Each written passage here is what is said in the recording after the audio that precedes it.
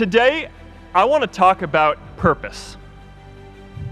But I'm not here to give you the standard commencement about finding your purpose. We're millennials. We try to do that instinctively.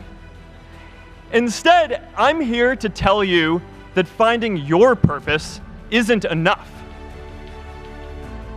A change in the world that seems so clear that you are sure someone else is going to do it.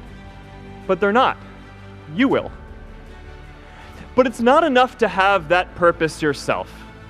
You also have to create a sense of purpose for others. And I found that out the hard way.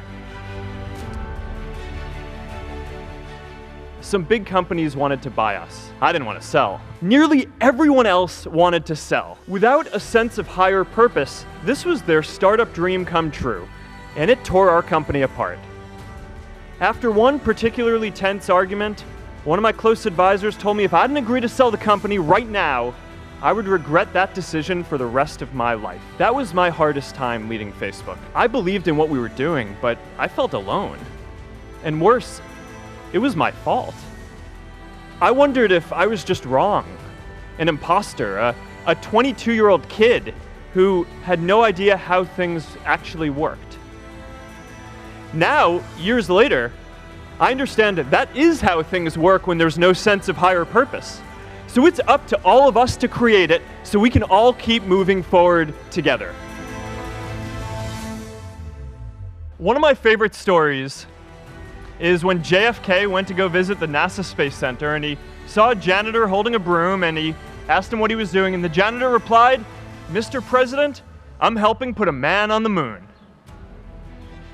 Purpose is that feeling that you are a part of something bigger than yourself, that you are needed, and that you have something better ahead to work for.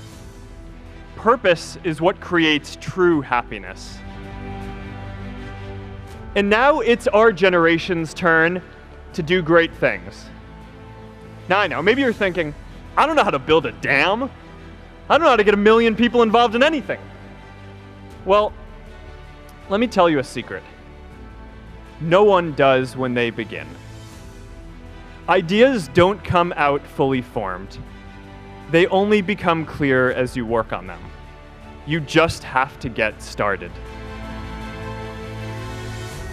J.K. Rowling got rejected 12 times before she finally wrote and published Harry Potter. Even Beyoncé had to make hundreds of songs to get Halo. The greatest successes come from having the freedom to fail. Let's do big things, not just to create progress, but to create purpose.